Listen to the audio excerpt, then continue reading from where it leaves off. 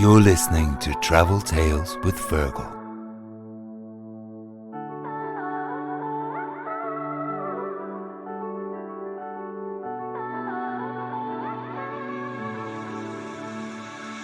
Hello, my name is Fergal O'Keefe and you're very welcome to the podcast. Today we continue our series in conjunction with Ireland's Blue Book, celebrating the 10th anniversary of the Wild Atlantic Way, which stretches 2,500 kilometres along the west coast of Ireland from Donegal to Cork. The Blue Book, by the way, is also celebrating its 50th anniversary this year. I'd also recommend you check out my previous 2 episodes on Kenmare. But today we are focusing on Kerry, probably Ireland's most famous tourist destination, with 2 great interviews with Patrick Hanley from the Lansdowne Kenmare in part 1 and Frank Slattery from Kerry Country House in part 2. Both are members of the Blue Book, which are mostly family owned and run Irish country house hotels, manor houses, castles and restaurants. You really get to see Irish hospitality at its best, are generally old country houses, so you get a real sense of the history of the area that you're staying in. A Blue Book voucher would always be one of my top travel recommendations, and their website is irelands-blue-book.ie. The Lansdowne Kenmare has been an intrinsic part of the history of Kenmare since 1790, and the hotel was fully restored in 2021 by my guest today, Patrick Hanley, whose family has been associated with the centre of Kenmare for many years.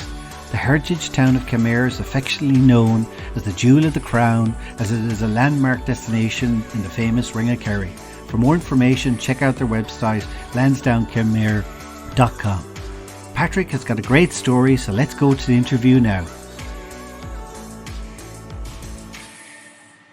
Hi Patrick, you're very welcome to the podcast. Great to see you. The Lansdowne in Kenmare. So your parents owned that. You grew up in that. Did they own it from 72, is that right? Until 2000? That's right. So my father would have bought it in 1972. Took over. I mean, it's an old building. It's now heading into about 230 years. So he took over the building and he operated it. And then my mother joined him a couple of years later when they were married. And she had her own business in Glengarriff, where she was operating a small hotel in Glengarriff. And together then they ran the business all through the late 70s, the 80s, 90s. And then in 2000, they decided that they'd like to retire, and they retired and sold the property. And at that time, I probably wasn't as tuned into owner-operator as I am now. So I was studying hotel management, but I didn't see myself running my own business back then. And I was fine with the idea of my parents selling and retiring and enjoying retirement, because as you would appreciate, it's a 24/7 business. My mum would have been up at the crack of dawn, and my father would have been up until the wee hours between them. They ran the hotel from morning through night, as a lot of people have done in this country. And I thought it was great for them to be able to sell it and enjoy some retirement, which sometimes not everyone gets to do that, and that's important. So it wasn't until I was much older that I decided that maybe we would actually like to have our own business, and that was when I met my wife, and both of us had the same interests. So now here we are. I know, it's a great story. So when did you buy it again then? It was very recently. So at the start of the year, it all kind of was wrapped up and put together, and we took over on the 4th of January. And the 4th of January was a date we just deliberately chose because that's the same date. It was actually Thursday, the 4th of January. And it was also Thursday, the 4th of January, that we took over our first business, which was the Strand in Cahors in Wexford, which we still are operating and we're very happy with and very proud of. So when John announced that the park and the Lansdowne were going to be put on the market, we kind of knew immediately we'd like to have our hat in the ring if we could. So we did everything we could to get a deal together. And between the jigs and the reels, by the end of the year, we were able to do that. And here we are now. So we're in now since the 4th of January. And we've been over and back between here and Wexford a lot. Will probably be a lot more based in Kenmare now from the end of June when the school term finishes. Our daughters are finishing out their school term in Wexford. It's such a lovely story, Yeah, I think back when I was studying hotel management, the thing a lot of people wanted to be was a GM. That was the be all and end all for people in my era in hospitality anyway. So for me, the idea of running a small hotel in South Kerry and back then Kenmare was a different town. There was a much different market that's changed a lot in the last 24 years dramatically. And it's actually fallen into a place that I would have loved it to have been back then as well. And it's operating at a very high level, but it's still a local hotel in the middle of the town that you can pop into and have a nice cup of coffee and a bit of cake or a light lunch, or celebrate with a nice meal in the restaurant. We have a wonderful new chef on board now. So that's the whole ground floor is going to be kind of 3 or 4 really, if you count the cafe, the daytime operation, 4 really nice food and beverage operations and a nicely refurbished bedroom product as well. So we're very, very lucky to be taking it over now. It's in great shape. And the family that had it before John, the Quill family, who are very well-known business people in Ireland, but particularly in Munster, they ran the hotel for almost the entire 24 years before that, and they ran a really great show too, and it was very popular in their time as well. So we're following their footsteps as much as my parents' footsteps and John's footsteps. So it's good to be back. It's lovely to be in a place like this because you don't have to do much to it. The character is there, it's in the walls, and it's just a matter of maintaining it and making sure that bring the character out and let the guest, you don't want to hide it with anything. Yeah. And that's what we've done here. It's lovely. We're celebrating the 10th anniversary of Wild Atlantic Way. Have you found that has really helped with, the tourism? I mean, Kerry's always kind of had it anyway, but how have you found that? Yeah, well, I suppose in Kerry, Kerry is in many ways, if you go back to Lord Kenmare, who was based in Killarney, you could sort of say tourism started here in the visit of Queen Victoria in the 1860s and all of those things. That was the sort of the dawn of tourism. But yeah, the Wild Atlantic Way is brilliant. It's ever present. The weather is, I believe, less of a factor because sometimes the views are more spectacular in the wildest of days. So it obviously it needs to be maintained, but it's an ongoing facility that we have in Ireland that you look at the Ryder Cup as an example. The Ryder Cup takes place over 3 days. There's a 2-week window where there's major activity in one location. There's a big build up to it, and then it all goes away. And yes, Adair needs its bypass, and that's fantastic for Adair, and I think it's great that they get it. But once the Ryder Cup is over, the Ryder Cup is over. The Wild Atlantic Way is not going anywhere, and it can only grow in terms of its popularity. So those are the kind of facilities, or those are the kind of things that really are valuable because you don't have to continuously maintain or bid for the Wild Atlantic Way. We have it, and it's great to have it. I noticed it's the 50th anniversary as well for the Blue Book. You're obviously a member of that, and you've always had a connection with that, haven't you? Like a lot of places that you would have known, sort of a lot of the hotels throughout your career that were involved in it. Have you found that a great help as well? Well, the Blue Book is a wonderful collection of hotels and hoteliers, and obviously it's the kind of places that they're not your run-of-the-mill locations. They have something special, something unique, something particular about them that make them stand out, and it's nice to be a part of something that's sort of a curated collection of. They're not just hotels; they're homes, and they're places where people make you feel welcome and make you feel more than just a customer. You really feel the warmth of their hospitality, and it's wonderful that we have such an iconic group such as the Blue Book that's founded in Ireland. It's akin to Relais and Chateau, which is also a lovely collection of hotels, or small luxury hotels of the world, which we're a member of. Smaller, more intimate collections of places that have been handpicked. And it's great that the Blue Book is an Irish led, and it's about Ireland, and it's just fantastic to be a part of it. I worked in the park, which was a member of the Blue Book, and I got to know a lot of the other members of the Blue Book through the park. So I'm very fortunate that I would have seen how it works firsthand for a good number of years while I was at the Park Hotel, and they're great people.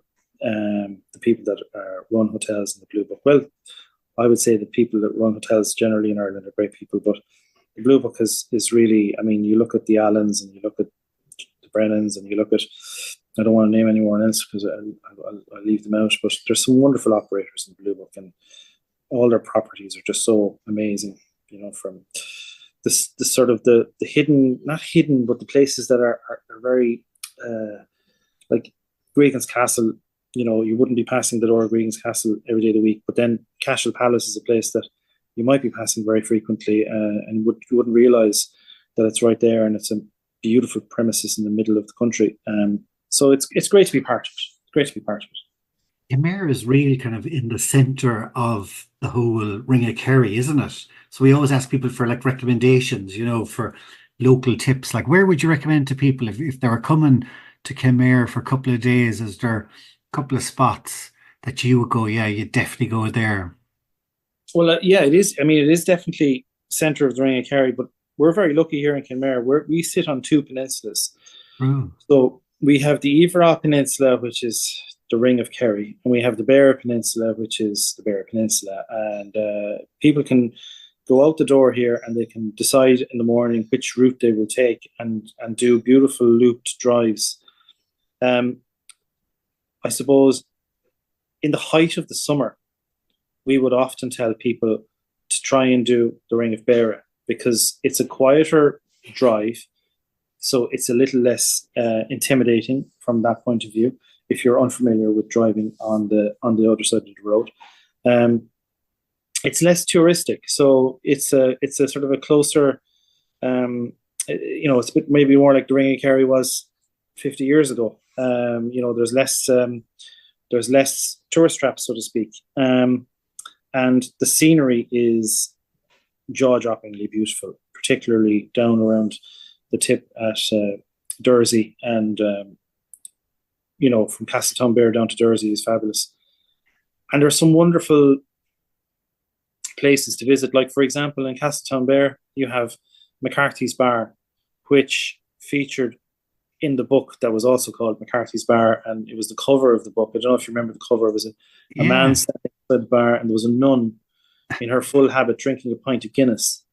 But that bar is run by the same family, and Dr. McCarthy, who started the bar, has an amazing story from World War II, of someone who had been captured and imprisoned as a POW, and then someone, through circumstances that occurred, ended up running that prison camp and being given a gift of a samurai sword by the now interned soldiers who had previously been his captors, and he was given that because of his fairness and his humanity. When the tables were turned and the Japanese soldiers were interred, he ensured that there was no retribution issued out to them by anyone who might have felt it. And you can go into that bar and meet his daughters and actually see that sword.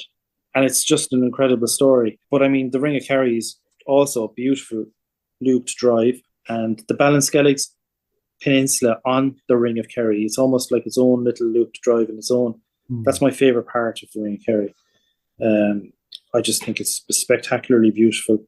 When But then in Kerry as well, we have other areas that aren't as well known to people that are just as beautiful. For example, outside Tralee, you have Feenet and you have Churchill and Barrow, and there's spectacularly gorgeous places to visit and some wonderful restaurants down there and places to stay. Barrow House is a great place to stay, and then you have the Oyster Tavern. There's a great restaurant up the road. There's actually quite a few good restaurants in that little area. And people can also go up and visit Dingle, or maybe a couple of days in Kenmare and a couple of days in Dingle. And Dingle is just, obviously everyone knows Dingle. Dingle is, one of the most famous places in the world now, because you've got the films that were made there, and then the whiskey and the gin, and it's almost its own. It's nearly as famous as Kerry itself. So there's so much to do, and that's just Kerry. Can you imagine, if you were trying to do the whole Wild Atlantic Way? It's like its own country when you describe it like that. Kerry. Oh, Dingle is phenomenal. What's the name Kenmare? Where does it come from? Okay, so Kenmare is Kenmare, or head of the sea. Okay.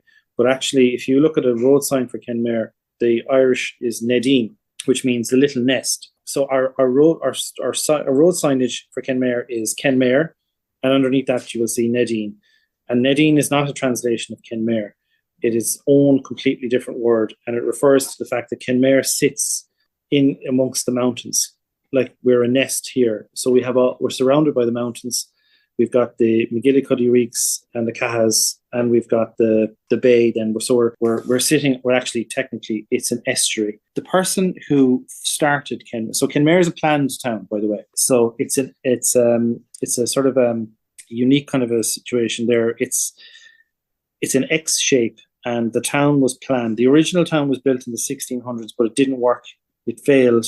Early mid 1700s, they tried again, and they built the town, and it's the same town now that exists today. The person that would have originally owned the land here in this neck of the woods drew up the Down Survey of Ireland, created the Down Survey of Ireland, which was the first sort of official British map of Ireland. And it was called the Down Survey because they literally put down chains, and they measured out areas, and they used these chains, and they created an official map. And if you look at the map of Ireland, Kenmare Bay, Kenmare Estuary is actually down on the official maps as Kenmare River. Now, that's a 27-mile stretch from Kenmare, the head of the sea, all the way out to the mouth. The landlords of the time, had the fishing rights to any river on their lands. So if you were a landlord in Clare or Galway or Cork or Tipperary, and whatever rivers were on your land, you had the fishing rights. So this particular gentleman decided to call Kenmare Bay Kenmare River. And of course, he had the fishing rights to the whole 27 miles of sea. Very clever. So Kenmare is actually an estuary. So you have a lot of fresh water coming down in at the mouth here, or at the head of the bay here, under what we call. There's a lot of funny names in Kenmare. We have a bridge here called a suspension bridge, but it's actually not a suspension bridge anymore. That's gone a long time. So it's more of, technically it's a bay. From the pier out, it's a bay, I would say, and but on the maps it's down as Kenmare River. The name Nadine is little nest, and that's derived from the fact that we sit in a sort of a bowl amongst the mountains here, like a little bird's nest. And do you do that? Do you go walking yourself? Do you go up into the mountains? Oh yeah, we have fantastic walks. I was just talking with a gentleman yesterday. I was in Wexford yesterday. And I was talking with a man who just came back from the Camino in Spain, and you may know the links between the Camino and Dingle, and there's a lot of connections with Spain, and particularly this part of Ireland. But we were talking about the lovely walks that we have around here. Obviously, you have the Kerry Way, which is very well known, and that's one of the things. Talking about the Ring of Bearers cycle, we used to have a walking festival in Kenmare until I want to say the mid-90s, and I think it might be time to think about bringing it back, because ever since COVID, walking has become so popular. We have a cliff walk right beside us in Wexford in Cahors, and I can see firsthand just how popular walking has become. And we're spoiled for choice around here. We have the Old Kenmare Road, which is a beautiful walk from Kenmare to Killarney, and then you can branch off of that road, and you can decide to go down to Killarney, or you could decide to walk down to a place called Lord Brandon's Cottage, which was built for Queen Victoria's visit in the 1860s. I think she had a cup of tea there, and that was it. But then from there, you could decide to take a boat through the Three Lakes down into Killarney, or you could take a horse and trap over down into Kate Kearney's cottage in through the Gap of Dunlow. So like the chances for walking are fantastic. Not to mention the fact that Corrantoul is just, I'm looking at it now through the window here. So like we've got a lot of great walking trails for all different levels of discipline. So if you want to test yourself against Corrantoul, or if you want to go for a beautiful stroll, we have a beautiful walk just below us here in Rena Gruss Park. And at this time of the year, when the rhododendrons are out, you walk through probably 200 or maybe more, 300 meters of rhododendron tunnel. Wow. So you're walking through a pink and green or purple and green tunnel, and it's just spectacular. And Rena Gruss Park is beautiful then. And there's a new looped walk coming on stream now along the bay as well, just down from the pier. So we've lots of great options. Gosh, yeah, I want to go now. Walking's it's definitely the future, I think, isn't it, for tourism potential? Well, it's gas the way things come back, you know. I remember Donegal Doolan coming here in the probably in the 80s, and he used to do a radio show where he walked the whole of Ireland. Yeah.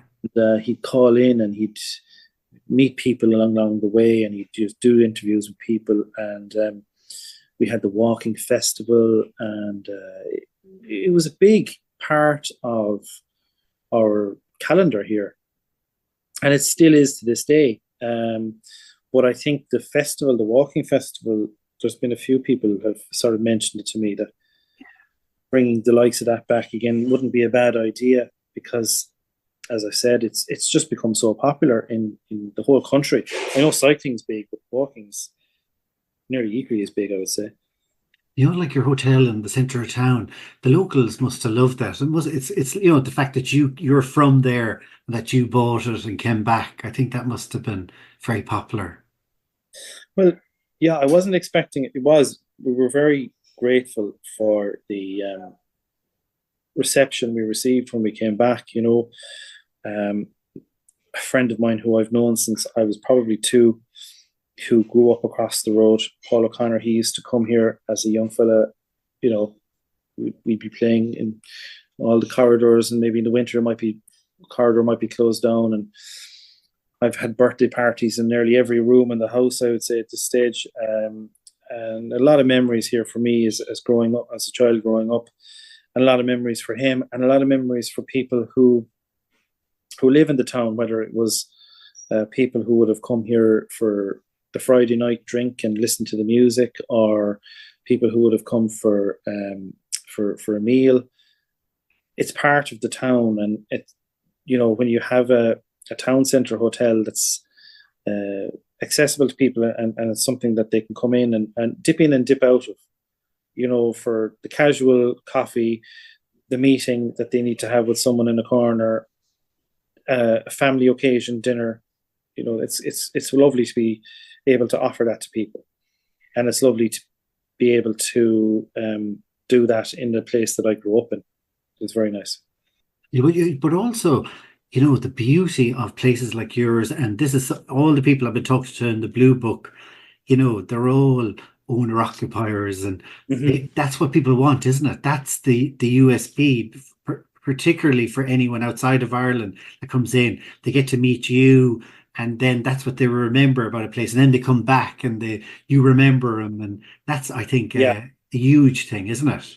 No, they do want that. They do want to feel that they are being looked after by someone who is not, it's not just a job, you know, it's their life. And that's what we offer. But there's a lot of places that are outside the Blue Book that do that as well, very well, you know. And if you look around, you know, you've got a lot of great B&Bs in Ireland that offer great value, and that are run by really brilliant people. And that's something that we need to mind as well, I think, you know. And yes, the Blue Book is fantastic, and we're privileged to be a part of it. But that side of our business in Ireland is, like I mentioned the place to you a moment ago, Barrow House in Tralee. And she's there the whole time. She restored that house by hand herself during COVID when she couldn't get as many people to do it. And it's just fantastic. Great business, great operation. 10 bedrooms, but it's just lovely. And then you have places that are in the Blue Book, like go down to Blair's Cove. Blair's Cove for me is heaven.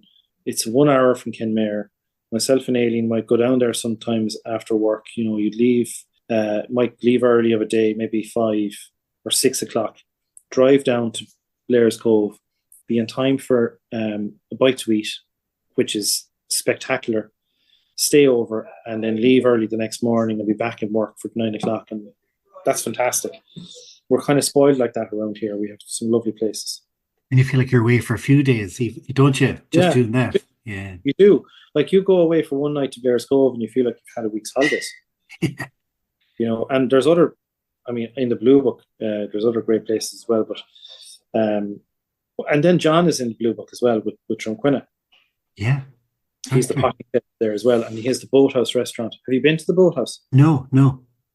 The Boathouse sits on the water, sits on Kenmare Bay. I would say it's the only restaurant on Kenmare Bay. So it's quite unique. And food is fantastic. And you can sleep in the potting sheds, or he has the glamping pods as well, the glamping tents as well. You know, so you wake up to this amazing view in a beautiful location. No, and John and his wife Gwen and his son Adam are there running the place constantly. So that is what the Blue Book offers, I suppose. It's the hands-on owner. Exactly. Like Blair, I don't know Blair's Cove at all. I'm going, God, I have to check that. Oh, place. you have to go. You have to go to Blair's Cove. And is that a actual hotel you're talking about, or just the area? 4 bedrooms. Wow, I never heard of it. And I'm going to describe their restaurant to you. You walk in, you're on the Sheep's Head Peninsula. Okay, so it's spectacularly beautiful. You walk into sort of a glass area where they have pre-dinner drinks. So you're served your beautiful pre-dinner cocktails. They'll frequently make their own elderflower syrup and beautiful cocktails, or glass of wine, glass of champagne. What you order is a main course. You don't order anything else. They cook, for example, the steak on an open fire in the restaurant. And so you're brought to your table. So you're brought into this beautiful old, I'm going to say it must be a couple of 100 years old, former, probably a barn of sorts. And you're brought to your table, beautiful linen.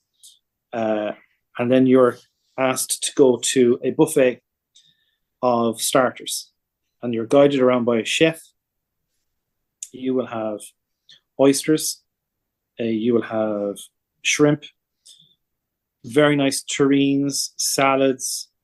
And I often come away with a plate and it's stacked. And I said it to the guys, that the owners, Anne and Woody, are the second generation now. Anne is the daughter and Woody is her husband, the second generation running it. And I said, I'm so embarrassed. My plate is literally piled high, but I couldn't help myself. Everything was just so gorgeous looking. And I said, does everyone do this? She said, no, don't worry, everyone does this. So then you have your main course, which I will usually go for the steak because it's cooked on the fire and it's cooked in front of you. And then dessert is another buffet of all of these. It's effectively, it's an assiette, what you end up getting. So you have little chocolate mousse or creme caramels or eel flanton or a host of different beautiful, but it's an experience. So you're walking, you're talking with the chef, you're talking with the waitresses who take you to the dessert section, and you're watching your food being cooked in front of you. And it's completely unique. And it's well worth the long drive from Dublin or Cork, because it isn't convenient, but it's in such a beautiful place. It's well worth it. And staying there then makes it even better. The beautiful 2-bedroom apartments for people to stay in, or they have 1-bedroom rooms as well. But they've only got 4 rooms, but it's fabulous. Well, we're recording this and it's the Friday of Bank Holiday weekend, so I've taken up a lot of your time. So thank you so much for all that. Thank you very much, Fergal. I really appreciate it. I want to thank Patrick now for a great interview there. He'll give a great overview of Kenmare and around the ring of Kerry. And now I'd recommend you to go straight away to part 2 of my Kerry specials, where I talk to Frank Slattery from the Carrick Country House, who talks about another part of that amazing county, Kerry. And keep an eye out over the next few weeks for more episodes of Blue Book hotels along the wild Atlantic Way. I also want to thank the Blue Book, who have 63 properties all over Ireland, and I highly recommend people, if you're looking for a lovely place to stay, family run, the Blue Book is the one. Check their website, irelands-blue-book.ie. I would ask if you could please subscribe to Apple Podcast so a new episode will appear in your library every week. I would also really appreciate if you could leave a rating and a review, as it helps others to discover this podcast. To find out who's on every Tuesday, please follow me on Instagram and Facebook at Travel Tales with Fergal. Stay safe and keep dreaming of future travels. Travel Tales with Fergal.